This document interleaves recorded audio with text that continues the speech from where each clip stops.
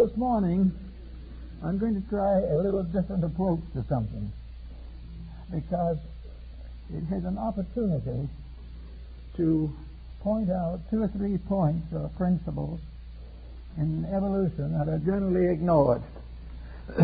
So we're going to start this particular little session in the roundhouse of a primitive Indian tribe, which is issuing an order and an invitation that a young man who has been born into that tribe has been brought into the council in order that he may learn the facts of life. And while this is quite a ways back, long before television, it has a great deal of depth to it that has more or less disappeared from our way of life. So we will go into this little round teepee tent where the men and women of the tribe are in a circle, where the medicine chief is about to speak, and a young lad stands in the presence of his elders. And the medicine priest explains to the young man the mystery of life. He says to him, "You have been brought here by the will of the Great Spirit. You may have been here many times, but you have forgotten. But now you are here to learn more. And the more you learn, the less you will forget. You are here now to understand the purpose of your own existence. You have been sent here to learn. This is part of a great ritual, the ritual of growth, the ritual of unfolding the inward potential of the human being. You are a young man of the tribe. You have been born of one of our women. You have been nursed through your infancy and your childhood. You have been accepted by us, cared for us, and loved for us. Now you are going to have a second birth. You're going to be born out of our love into your own self-respect, into your own maturity, into the world that you belong to, or you wouldn't have come here." So here is the story as the way it is. Once upon a time, you were a spirit in the strange, mysterious lands of the Great One. You walked with the immortals and the eternals, and you were one with them. And the Master of all mysteries said to you, "You shall go forth. It is your destiny to grow, to unfold, and to mature from childhood into the fullness of your years. And it is your destiny to do this according to our laws, according to our will, and the keeping of our commandments. Therefore, we have sent you down into the body of this good woman, who is to bring you forth as her firstborn. Now you will listen to the wisdom of the tribe, what it has to say." It says that one somewhere not here, you went to sleep. And you went to sleep maybe many times. But when you woke from that sleep, you were an infant in the keepings of this mother. And she is the one who brings you into the tribe. She is the one who makes you part of a great growing society. She is the one who must help you to learn the ways of wisdom. So when she brings you forth into a second womb, a second birth in time. And that second birth is this tent where we are now, where we as the elders are gathered, where we are now to instruct you in the ways of the olds and the greats and the truths, as it has been given unto us. For we are all one family. You are the child of all of us. Therefore we are all parents. We are all friends. We are all relatives of yours. There is no stranger in this tent. Therefore now you will listen, and we will tell you. There is a law, a very ancient law, that says that there was a ladder, and this ladder was made of life. And on this ladder all kinds of living things were. There were birds, there were serpents, there were beasts of the field and butterflies of the air, fish of the sea. They were all on this ladder. And all forms grew up on this ladder, step by step, rung by rung, until finally they came to the dawn of their humanity. And in this humanity they fulfilled the pleasure, the will, and the wisdom of the Great Spirit. So now we are about to bring you into another birth, the birth into the tribe, the birth into human society. And this is a problem and it's a labor which you must consider. As you are 9 months preparing to come into this world, you are 21 years learning to live here. And when you have finished those 21 years, you will be a mature human being. And we will no longer care for you, but you will join with us to care to other children who will be coming after you. This is one family. It is called the human family. And there's nothing in it but brothers and sisters, mothers and fathers, sons and daughters. There are no strangers in this family. So now, as your new teachers, as those who take on after you are born, we tell you the way of life. We tell you what the Great Spirit tells us, and we trust Him always. First of all, you must keep open the road between here and the great sachems in the house in the sky. You must never do anything that closes your contact with the great source of good. You must never betray it. You must never transgress it. You must never ignore it, because at all times from here on, your great strength comes from the fact that you are always able to reach out and touch reality. This is the thing you must learn. The next thing you must learn is that you are not here simply to grow. You are here to grow, to live, to help, to teach, and to contribute to the growth of all other living things. For all the other little creatures in this world are your younger brothers and sisters, and you must take care of them to the best of your ability. Now, there are things you cannot do, that we know, but there are many things you can do, and some of these you must do.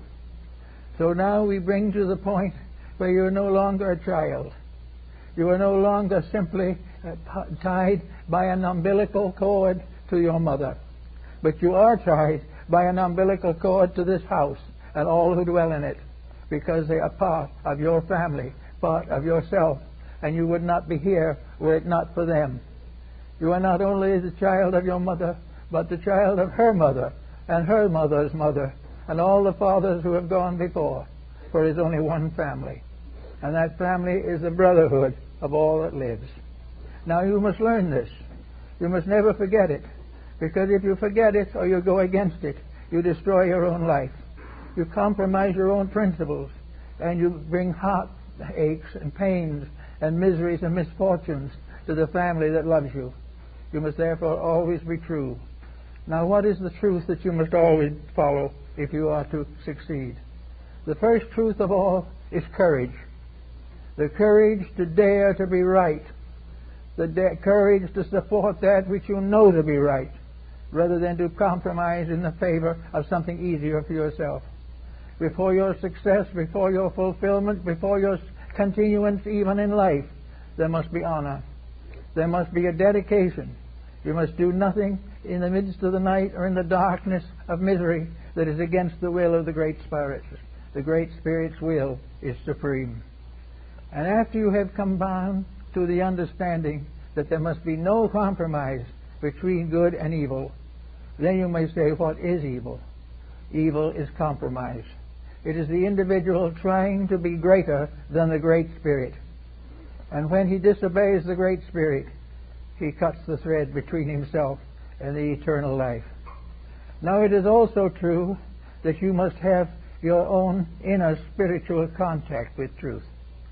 As the medicine priest of this tribe, I carry the gate and I open the door into the mysteries of the great medicine lodge in the sky, where the sachems and the great ones dwell in constant and eternal meditation, contemplating upon the mysteries of the world. So we now have to know how to reach these people. So I will tell you. You reach them by quietude, by absolute silence, by mysterious waiting, in which your heart and your soul wait to hear the voice of the truths and the old ones and those who are your great teachers. And as you sit quietly, you will do vigil. You will go out under the sun, under the moon, and under the stars, even under the storm clouds. And there you will put up the 4 flags of prayer, the prayer sticks with the little feathers on the end. And you will make a hollow square of the 4 standing sticks. And then you will kneel and sit in meditation in the midst of the sticks. And you will say, Father, show me the way. And the silence will come. And in the night there will be all kinds of voices, of birds and of animals. There will be things to frighten you, some to worry you. And there will also be a drowsiness which may cause you to go to sleep, but you must try to stay awake as much as you can. But you are only a young boy, therefore you may not be perfect, but you must try.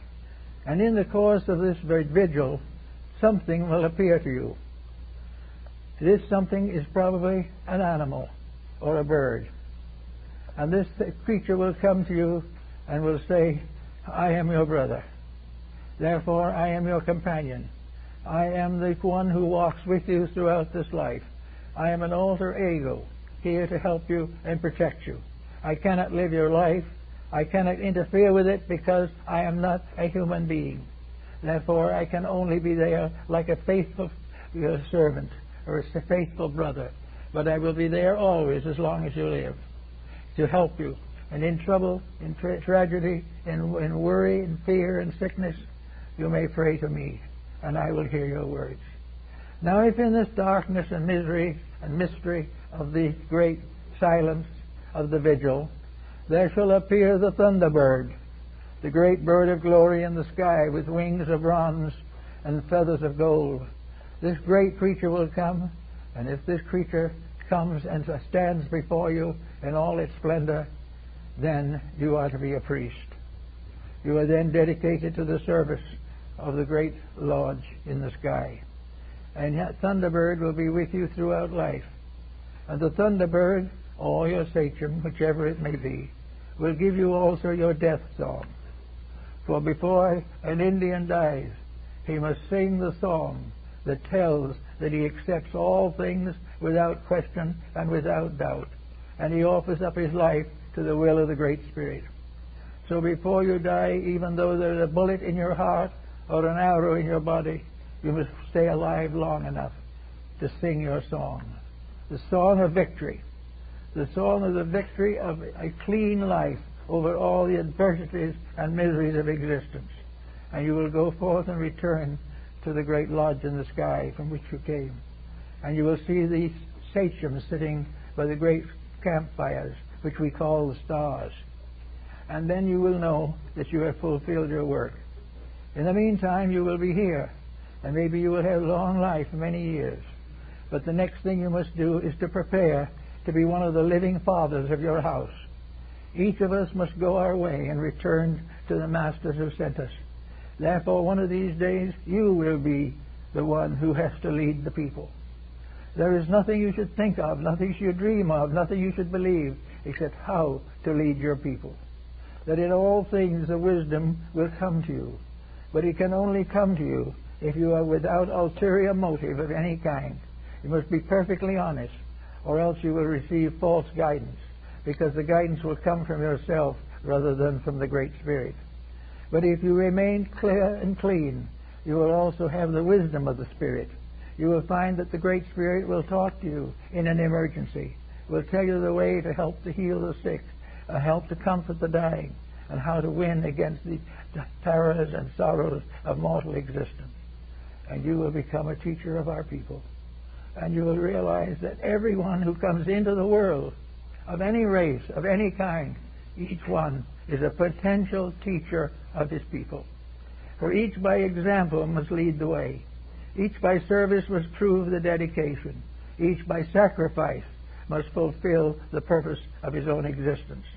To this there is no escape, and those who try to escape will then only find a great silence, a great darkness coming over them. In the meantime, there are things for you to learn. We will entrust to you the wisdom of our people. We will tell you the secrets of the healings. We will tell you where the buffalo are. We will tell you when the storms come. We will give all the knowledge that we can. And we will tell you when other little ones are going to come into the world, said to be with you and to become your children, regardless of who their physical parents are. Because in the tribe, there is only one family. All the family is bound together by a great secret mystical tie, for they are all children of the one great spirit that dwells in the sky. And having done all these things, you will then learn the ways of life. You will learn the useful arts. You will learn how to help people who are in trouble. You will learn how to forget yourself in the service of others. You will learn how to be sick yourself, but while sick will serve the dying. All these things are part of the great mystery. And this great mystery is that we are here for one purpose and one purpose only, to grow. And the only way we can grow is to forget ourselves in serving others. There is no other way to grow. There is no such a thing as selfish growth. There is no such a thing as self-centered growth. There is only growing by sacrificing self to the eternal purposes of life. For you are all servants of the Great Spirit, and wherever the Spirit leads, you must follow. Whatever the Spirit demands, you must give. And there must be no doubt or question in your life to become a teacher of your people, a faithful priest of the great mysteries of the Thunderbirds. You must realize that you have now at this time dedicated your life out of your own keeping, out of your own control, out of your own being, and dedicated it completely to the will of the eternal.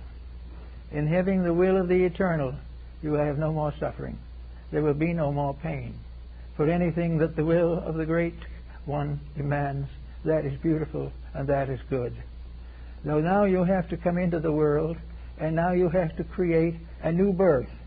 And in the teen years between birth and adulthood, you must become again a new little child, growing up until in your majority you are born again into your people as a citizen. You are born as part of us. Now you are an apprentice. You are a seeker. You are one we are helping, controlling, directing, inspiring, instructing. But when that 21st birthday comes, or its equivalent, you will no longer be a child. You will be a grown person. And the moment you are a grown person, you are responsible for your own destiny. You are responsible for the truths that you live. You are responsible for the offers and orders that you keep. You are responsible not only for your own future, but to help in the futures of all who come in contact with you. So now the time comes for you to be initiated into the maturity of the tribe, in order that you may reflect and manifest all the good things that the tribe itself has to teach. Now, as a member of the tribe, you also have another problem. A woman brought you into life and gave you this body. It is now your turn to become a parent. You must, in order to be true to the Great Spirit, you must have a son or a daughter that will go on after you. Because as you are indebted for your own birth, so you have to pay for this by bringing another in and conferring upon that other all the good that you know, all the wisdom that you know. You must never turn from your own child to the perfection of your own luxuries or the fulfillment of your own ambitions. From the moment you become a parent, you take on the duties which the Great Spirit takes on for you. As the Great Spirit guides you in all things, so the Father guides his child in all things.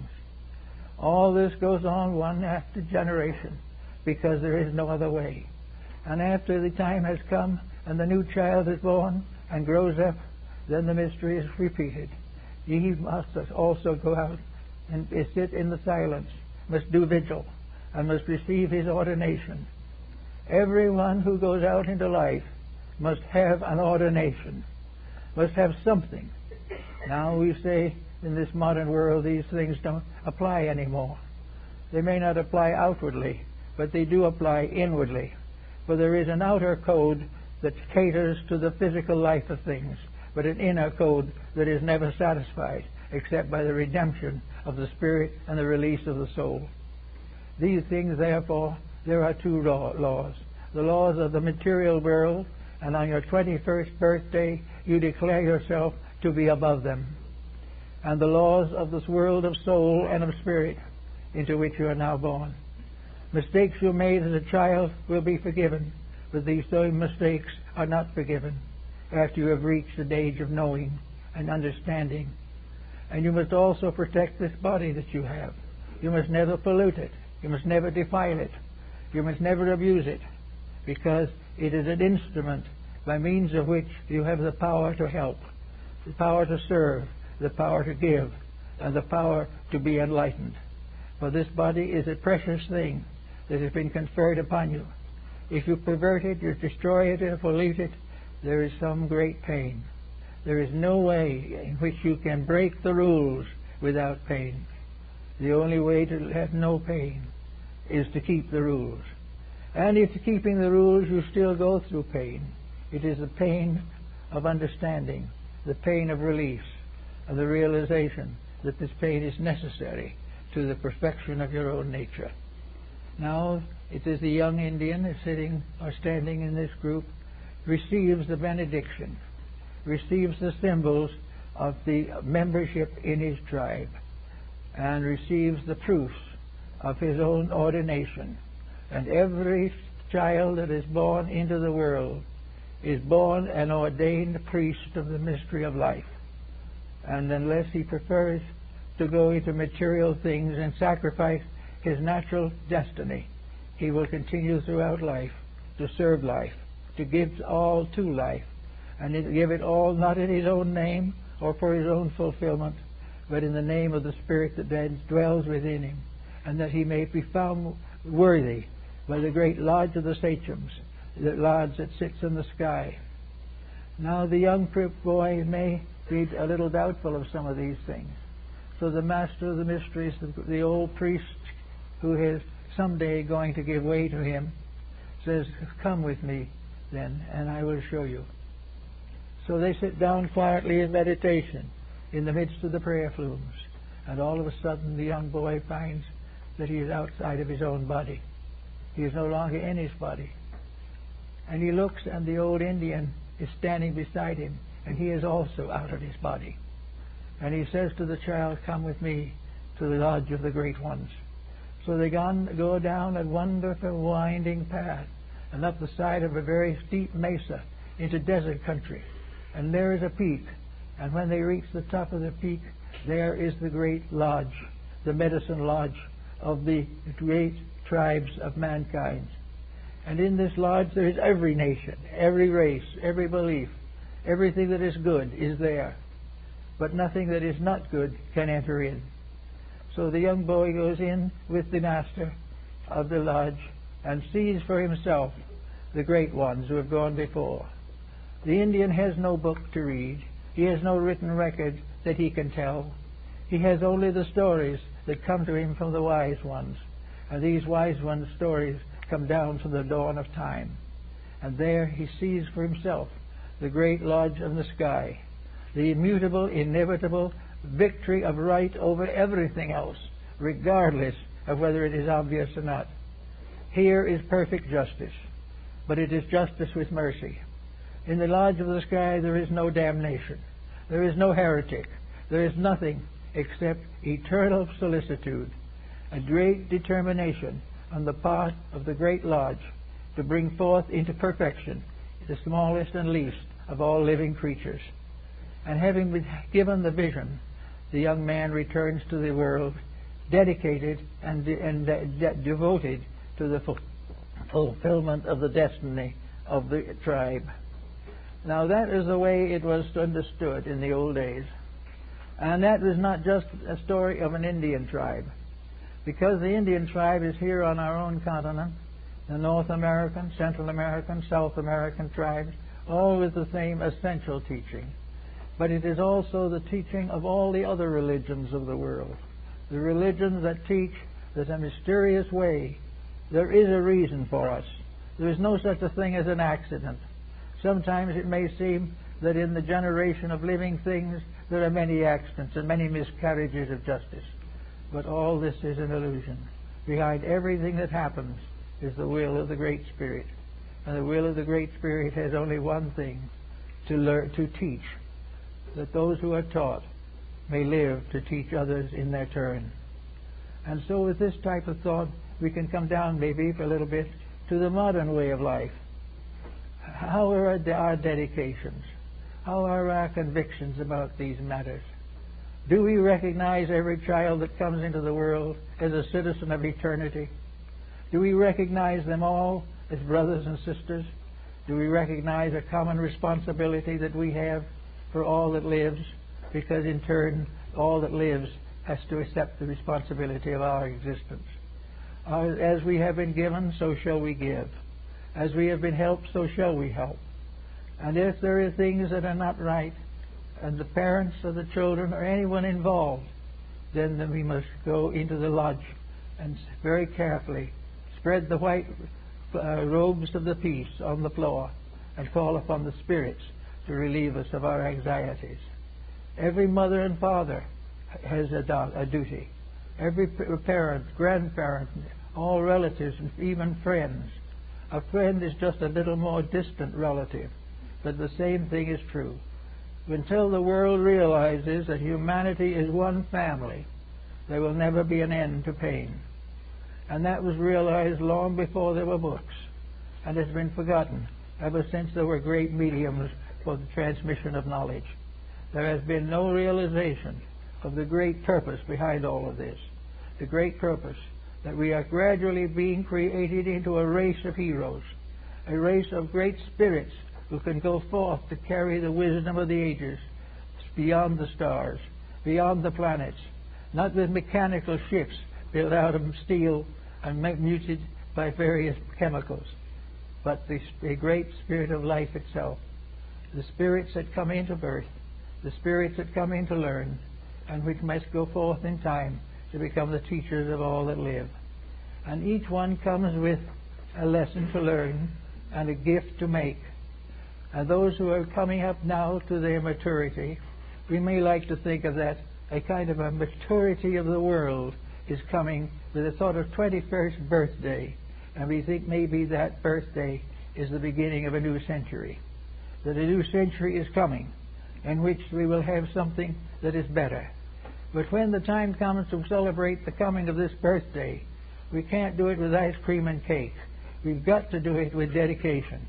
We've got to do it by making a real purpose out of our own existence.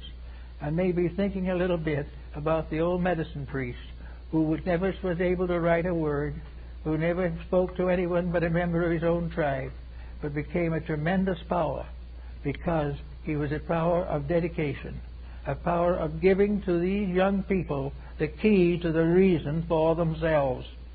And until we give to young people the reason for themselves, we will still have juvenile delinquency. But if we once give them the reason for themselves, if we can once convince them that there is this great message and that we are all born to teach. We are all born to teach and born to learn. And from the learning we teach, and from the teaching we learn. These are the lessons of life. And that is the reason why education is nothing if it is not accompanied by dedication, by some tremendous internal experience. There must be an inward motion towards reality. Now we look at the young people of today who are not in any Indian tent or on the side of an old hill. Most of them do not even respect education because it isn't educating them. They don't expect education because they have none. They do not see any reason why they should be better because nobody else is. All of this tremendous verbal, written understanding from books. The professor gives a lesson from page 212. The child memorizes the page and gets the correct page and correct line and gets a passing mark. He knows nothing. He learns nothing. And the professor can do no better. Because if he does any better, the relatives of the pupils will come down on him claiming that he is interfering with the blessed privilege of raising their children the way they want to. So we don't have much. But somewhere along the way, we must go back far enough to reach the future. We've got to go back to the point where we can find where the threads have separated and where we have lost more than we have ever been able to gain.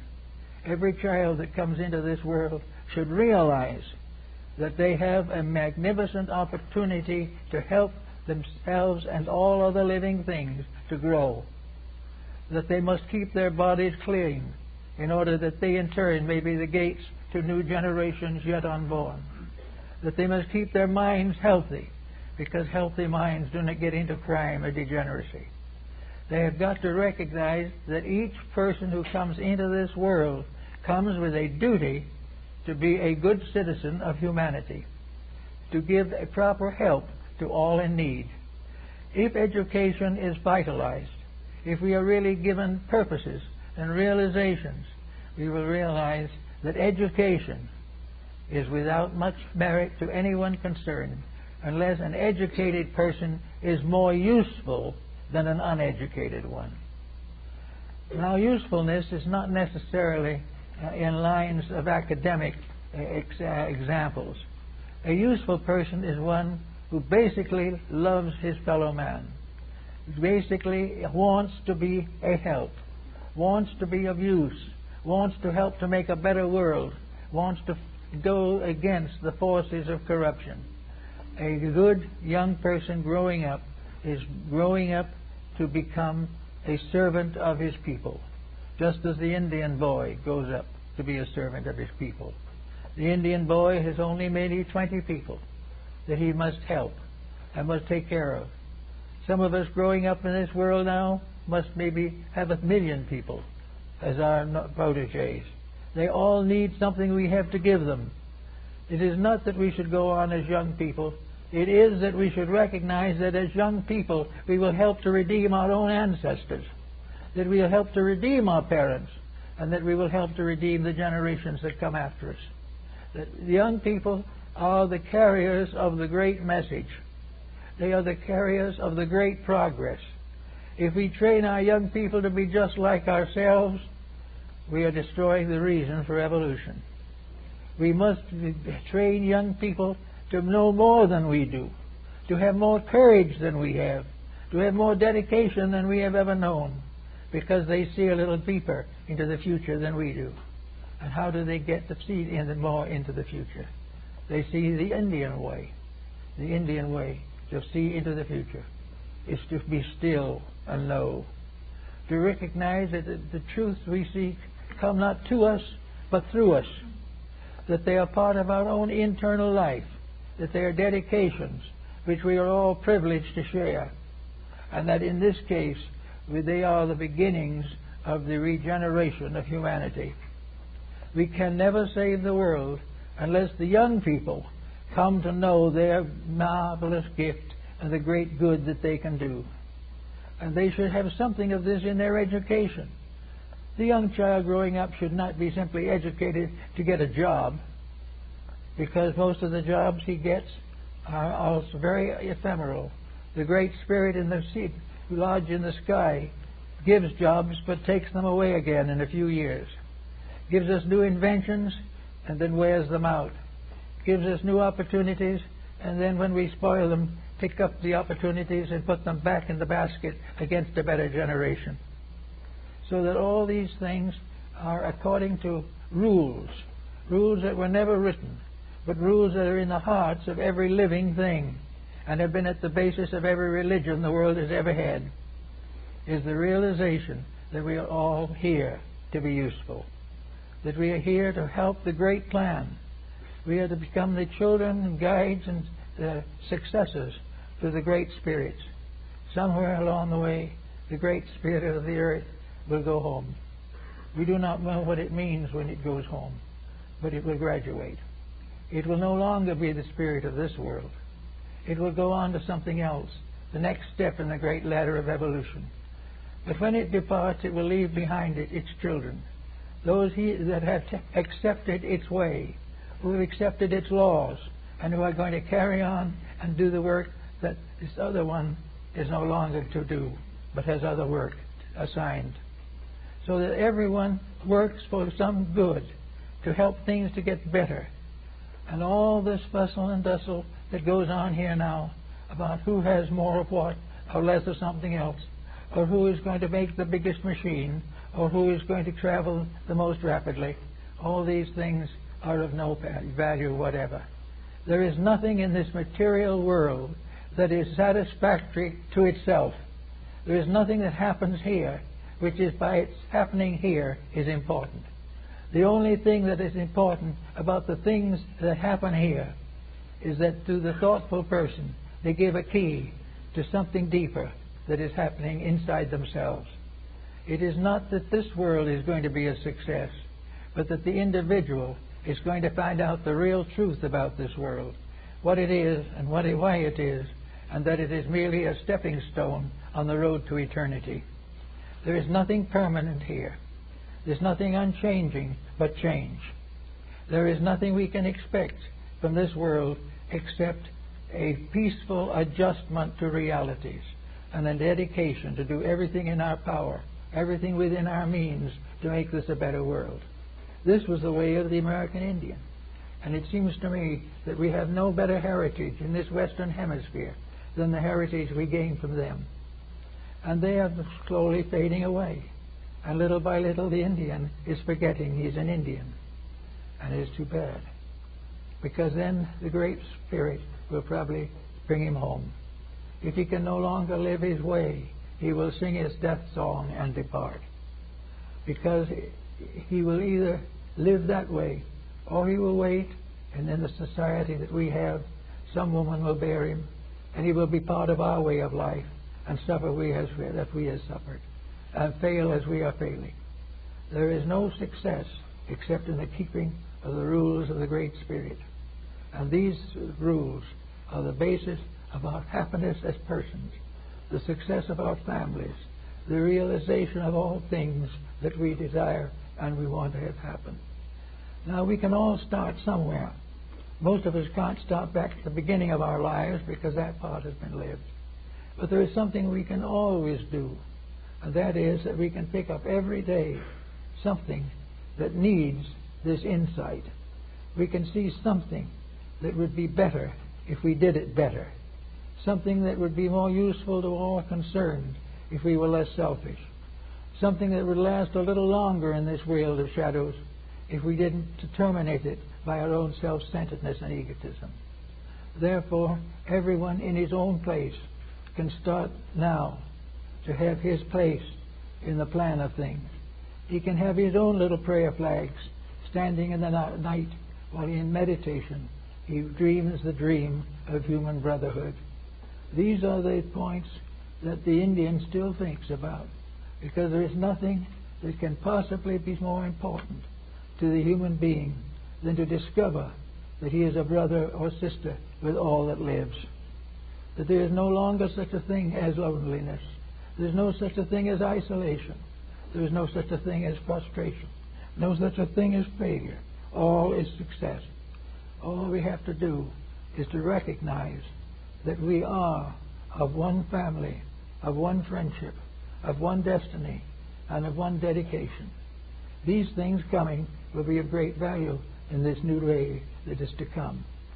Now also we have to realize that we face all kinds of educational changes, and that these are going to affect us in the next few years. But these are not going to be a terrible emergency. There is no reason why we should worry if our educational system falls apart. It was never any good anyway. It was a failure from the beginning because it did not remember or did not know the will of the Great Spirit. And if it did know, it forgot.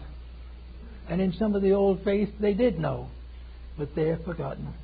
And the faiths themselves have been forgotten. Therefore, the way we are doing it now doesn't deserve to live. It has no permanent value. It only helps us to make a little more money before we die, and then a little more trouble for our heirs after we are gone. There is nothing here that is of value except that thing which is locked within us, the soul. The real spirit of our lives. We come out of this world enriched only by the revelation that we have had of our own internal destiny. The individual who out of this life learns to outgrow this life, he is wise. The person who out of this life suddenly realizes that hatred destroys itself, that selfishness ends in chaos, that war ends in confusion. All of these things are the mistakes, and our present world with its present conditions is simply a monument to mistakes. Mistakes on every level, on politics, on industry, in science, everything. Everything is mistake. Why? Because of lack of dedication. Nothing can succeed that is not dedicated to the good of all that lives. The moment selfishness comes in, disaster follows. If there is a spirit of evil anywhere in the world, it is selfishness. And it is selfishness that makes us betray the purpose for our own destiny. And it's now, since the beginning of the Christian era, we've had 2,000 years of betrayals. We have had every good, every beauty, every truth fought against, destroyed, compromised in the name of profit. And out of all this profit, what do we have? The most we can possibly hope for is a larger monument in the cemetery. And, of course, to leave behind us our worldly goods, which in turn will make sinners out of our own children. We don't have much.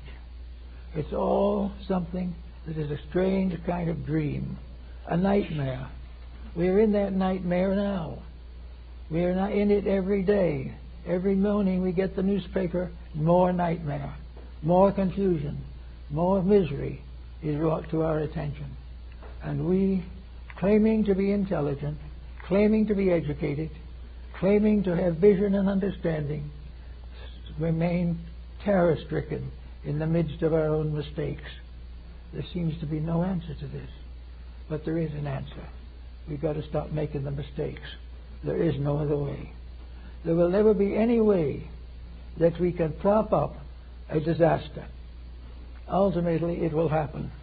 Ultimately, it will bring us back to the realization of the old Indian medicine priest, that everything that succeeds with the blessing of the Great Spirit, and nothing that has this blessing withheld can ever succeed. So this Great Spirit becomes a kind of personification of the laws of the universe, the laws of the great Manado who rules all things. And if we keep these rules, we live. If we break these rules, we die. But in death, it is not as serious as we think. Death will be a terrible tragedy only to people who have too much in this world to think about and to leave behind. If an individual must leave a fortune, his passing may be rather painful. But if he knows from the beginning it was never his, he can leave it in peace and go on to something better. It is very well to remember, like the Indian, that the miseries that we call success today are on their way out. But what is coming is better. And instead of a success mixed in with massive pain, misery, fear, we can have a quiet success, fulfilling the way of life that was intended for us. We can live in peace and pass on in peace, and the horrors of transition will be no more. So we can take from the people of our own continent, those who were here before we were, and who are now going slowly home to the great Manado. He is calling his people back into the life that is gone. He is calling them away from this problem into something else. But in the meantime, he has left behind a strange and curious legend, a legend that love wins all wars, that in the end there cannot be any hatreds without destruction, and any selfishness without pain, and any ambition that becomes too strong so that it destroys the peace and security of other people. Now when we get down to our own little problems here, what are we going to do about this? Here we have a matter of education coming up. We know definitely that we are on the wrong track. We are on the track of assuming that education is competitive. We are assuming that there are 3 levels of intelligence. A low level in which we are educated for crafts and trades. A middle level in which we are the blue collars, destined and foreordained to reasonable comforts. And there is that upper class, very small but very powerful, which was intended by God to control and win and rule the world. All of this is trivia. It's nothing whatsoever. The great truth rests in the internal integrities. The poor man who is honest is far much further along in the patterns of evolution than the rich man who is not honest. Those who have lived the best they know have something to fall back upon, something that does not bring pain, something that does not come with angry dreams at the end of life. We all have to finally make peace with integrities. Now, how do we know how to make this kind of peace? Perhaps we don't know these integrities very well. Well, it's not as difficult as you might think at the first try, because these integrities represent of soul and the victory of soul power over ordinary mentality. Now, in connection with our education, how do we apply soul powers? Do we give up reading and writing? No. The only thing is we use reading and writing to help to grow. Do we have to give up dreams and ideals and hopes? No. We just need to put the strength behind what is right so that it wins. Do we mean that we have to live and die poor? No. But we have to live and die in harmony with our own conscience. And if we decide in our conscience that our worldly goods are not honestly gained, then we must give them up. All of these things constitute the final step of the individual's coming of age. We say now, as the Egyptians said and many other people, that there is an age, approximately 21 years, that is the maturity of the human being physically.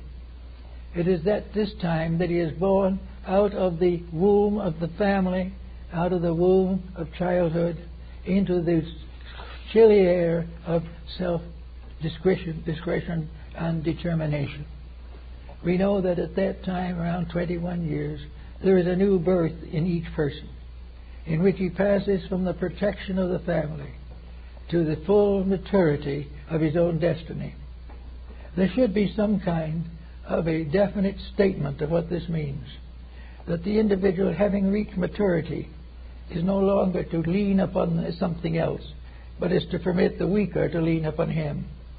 Maturity represents the taking over of life with its integrities, with its proper responsibilities, that the individual who has been taken care of through childhood comes to his own burden and must take care of his own children, that the responsibilities come first, that the lavishness and the joys and the sorrows are second to the burdens of fact, that the realities must be met, that each individual must pay the price that has been paid to give him the right to be an individual.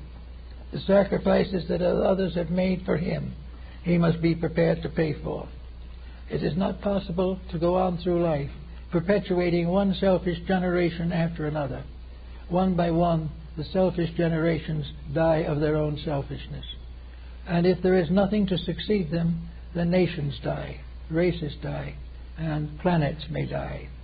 Because everything to live must be part of a chain of life that has no beginning and no end. The great chain of life, the great chain of destiny goes on, and if it is broken, that which breaks it dies. For everything is here to improve, and anyone who impairs improvement destroys themselves.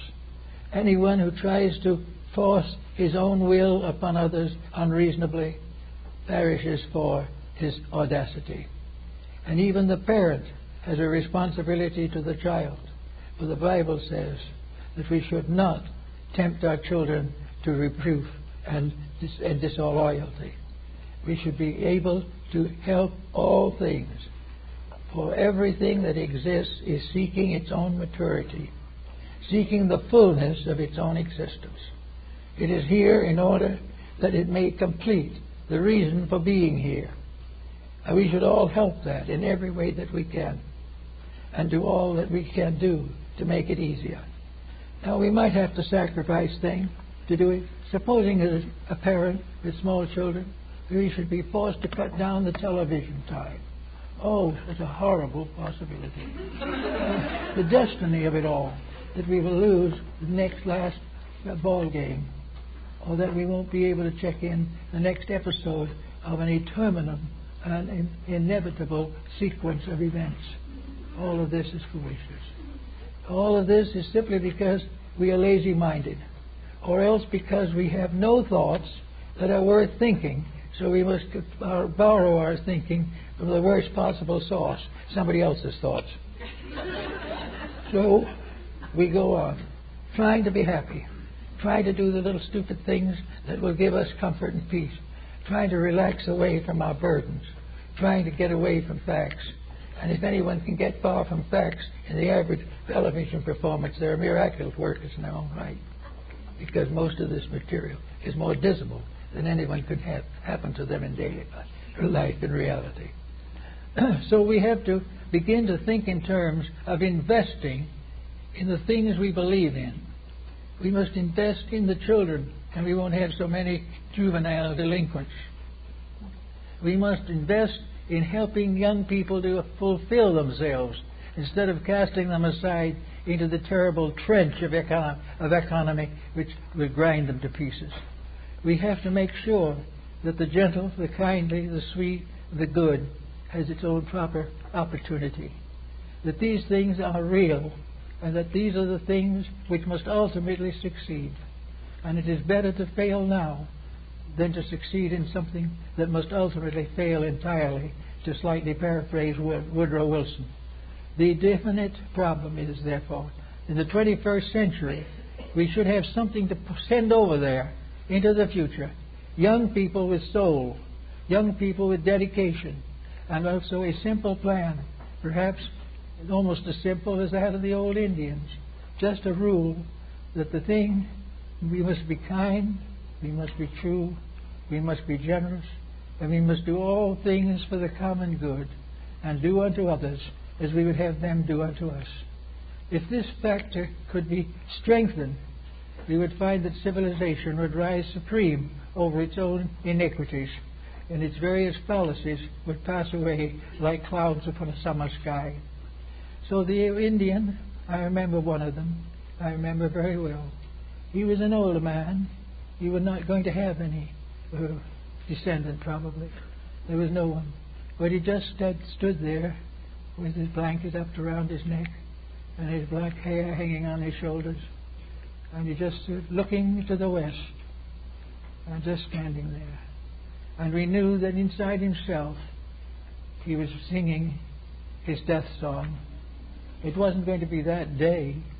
He wasn't like one of those that had a cavalry bullet in his heart. But he knew he was going home. And that when he went home, he was taking with him the last of the will of his people. And he never found anyone much that he could pass this wisdom on to. No one really cared. These people thought he was just a crazy old savage. But he had his own way. But he could do something that most people can't do. He could face the Great Spirit and say, I've kept the rules. So if we keep the rules will keep us. If we do that which is right and what is necessary, we can make this change over into the future as a beautiful spiritual adventure. And we need it badly. And today in the papers there are new statements. There are new struggles between nations. And after thousands of years of human effort, we come now, in the 20th century, into an impasse. We come to an impasse because if we go any further, we will interfere with the divine plan. And that we will not do. Unless we change our ways, and the plan will have to change us. And this is going to be very hard and very difficult. And rather than hold out to the last bloody moment and try to be as selfish as we can to the deadline, we join with the progresses of change. If we become part of a better way of life, we will find that it is much nicer for us. And also that we'll be in much less worry. There are many beautiful things to do. There are many lovely jobs that need the doing. There are a number of lonely people who need help. We should do all we can to make this a better world to live in, rather than a world to talk about. We are going to have bankers, and we're going to have politicians, and we're going to have all these people for a little while, because they're all gradually fading out because of their lack of usefulness. But in the meantime, we can have a much better world by simply paying no attention to those who are not right, but working closely and dedicatedly with those who are right, trying to help them, trying to stand for the principles that we believe in. And whenever we are tempted to be selfish, stand strong like the old priest, medicine priest, and refuse to compromise the will of the Great Spirit. Also, this prisoners of the Great Spirit comes to us in one other way, and that is the concept of deity. Each nation of the world has a slightly different concept of the divine power of the source of life. Most of the believe of God as an omniscient and omnipresent power. Many think of deity as a parent. Many think of the deity as a principle. But they're all different interpretations of what deity is. But all agree on one thing, and that is what deity does. And deity keeps the rules. That which makes the rules is in itself the very rules themselves. And the great teachers of things have come to the conclusion that the 10 Commandments are about as good as anything we need, but we don't keep them. And that a nation should have no thought of these, or the Beatitudes, or the Sermon on the Mount, that these things are with us always in printed and written form, and we do not obey them, then something is wrong with us. Not long ago, a group was engaged to make a new translation of the Sermon on the Mount.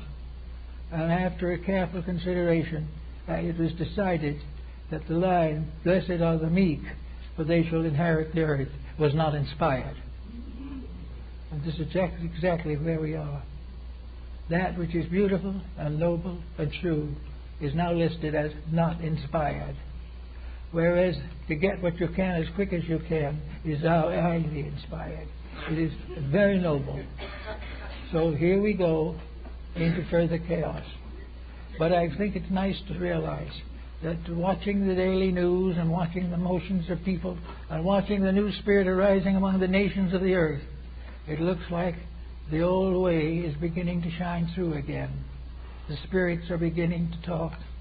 The great spirit in the Manado, in the sachem's house on the top of the hill, is sending out more messengers. The time has come, out of the sorrow and misery of materialism, that a new idealism has to be born. And it is our privilege to come by and live with it now. We can make the changes in our own lives that we want to see civilization make in the future. We can do all the things that we hope others will do, and we can start right now. And in doing that, perhaps the wise old ones in the mountains will come to us. Many Indians do believe firmly even now that the Great Spirit still lives. And while they don't know just where it is and what it is and why it is, they know that somewhere in the great plan of things is infinite love, infinite good, and infinite beauty. That infinite patience is one of the virtues of God. And if we contribute as much as we can to these virtues in our personal lives, we will become more like God. And becoming like God, we'll come to know God. These are the thoughts of the day, and I hope they will be of interest to you. Thank you. Touch reality. This is the thing you must learn. The next thing you must learn is that you are not here simply to grow. You are here to grow, to live, to help, to teach, and to contribute to the growth of all other living things. For all the other little creatures in this world are your younger brothers and sisters, and you must take care of them to the best of your ability. Now, there are things you cannot do, that we know, but there are many things you can do, and some of these you must do. So now we bring to the point where you are no longer a child. You are no longer simply tied by an umbilical cord to your mother, but you are tied by an umbilical cord to this house and all who dwell in it, because they are part of your family, part of yourself, and you would not be here were it not for them. You are not only the child of your mother, but the child of her mother and her mother's mother and all the fathers who have gone before, for there is only one family, and that family is the brotherhood of all that lives. Now you must learn this. You must never forget it, because if you forget it or you go against it, you destroy your own life. You compromise your own principles, and you bring heartaches and pains and miseries and misfortunes to the family that loves you. You must therefore always be true. Now, what is the truth that you must always follow if you are to succeed? The first truth of all is courage. The courage to dare to be right. The courage to support that which you know to be right, rather than to compromise in the favor of something easier for yourself. Before your success, before your fulfillment, before your continuance even in life, there must be honor. There must be a dedication. You must do nothing in the midst of the night or in the darkness of misery that is against the will of the Great Spirit. The Great Spirit's will is supreme. And after you have come down to the understanding that there must be no compromise between good and evil, then you may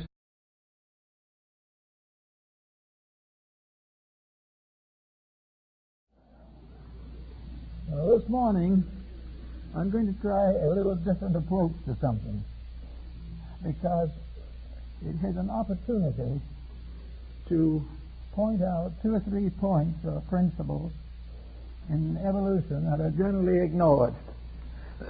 So we're going to start this particular little session in the roundhouse of a primitive Indian tribe, which is issuing an order and an invitation that a young man who has been born into that tribe has been brought into the council in order that he may learn the facts of life. And while this is quite a ways back, long before television, it has a great deal of depth to it that has more or less disappeared from our way of life. So we will go into this little round teepee tent where the men and women of the tribe are in a circle, where the medicine chief is about to speak, and a young lad stands in the presence of his elders. And the medicine priest explains to the young man the mystery of life. He says to him, "You have been brought here by the will of the Great Spirit. You may have been here many times, but you have forgotten. But now you are here to learn more. And the more you learn, the less you will forget. You are here now to understand the purpose of your own existence. You have been sent here to learn. This is part of a great ritual, the ritual of growth, the ritual of unfolding the inward potential of the human being. You are a young man of the tribe. You have been born of one of our women. We are all parents. We are all friends. We are all relatives of yours. There is no stranger in this tent. Therefore, now you will listen, and we will tell you. There is a law, a very ancient law, that says that there was a ladder, and this ladder was made of life. And on this ladder, all kinds of living things were. There were birds, there were serpents, there were beasts of the field and butterflies of the air, fish of the sea. They were all on this ladder. And all forms grew up on this ladder, step by step, rung by rung, until finally they came to the dawn of their humanity. And in this humanity, they fulfilled the pleasure, the will, and the wisdom of the Great Spirit. So now we are about to bring you into another birth, the birth into the tribe, the birth into human society. And this is a problem and it's a labor which you must consider. As you are 9 months preparing to come into this world, you are 21 years learning to live here. And when you have finished those 21 years, you will be a mature human being. and we will no longer care for you, but you will join with us to care to other children who will be coming after you. This is one family. It is called the human family. And there's nothing in it but brothers and sisters, mothers and fathers, sons and daughters. There are no strangers in this family. So now, as your new teachers, as those who take on after you are born, we tell you the way of life. We tell you what the Great Spirit tells us, and we trust Him always. First of all, you must keep open the road between here and the great sachems in the house in the sky. You must never do anything that closes your contact with the great source of good. You must never betray it. You must never transgress it. You must never ignore it, because at all times from here on, your great strength comes from the fact that you are always able to reach out. You have been nursed through your infancy and your childhood. You have been accepted by us, cared for us, and loved for us. Now you are going to have a second birth. You're going to be born out of our love into your own self-respect, into your own maturity, into the world that you belong to, or you wouldn't have come here. So here is the story as the way it is. Once upon a time, you were a spirit in the strange and mysterious lands of the Great One. You walked with the immortals and the eternals, and you were one with them.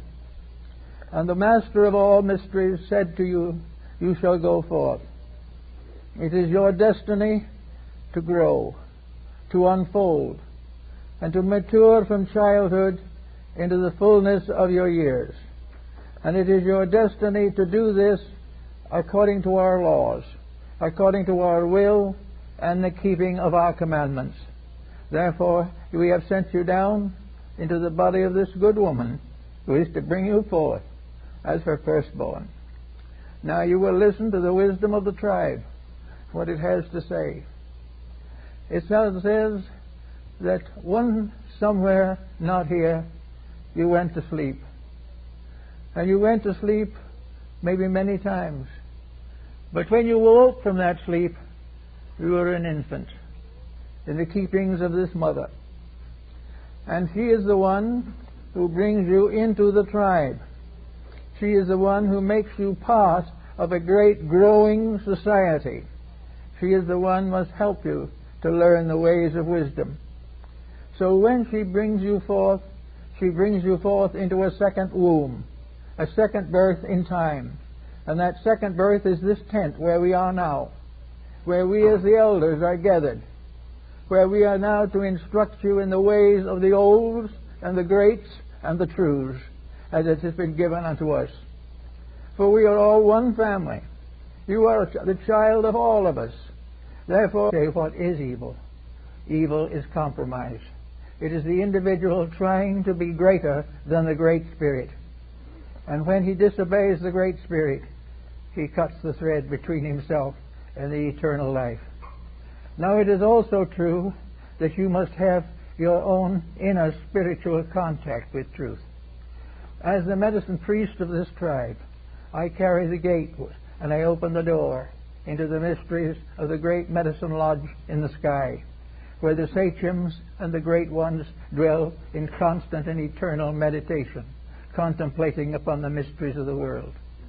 So we now have to know how to reach these people. So I will tell you. You reach them by quietude, by absolute silence, by mysterious waiting, in which your heart and your soul wait to hear the voice of the truths and the old ones and those who are your great teachers. And as you sit quietly, you will do vigil.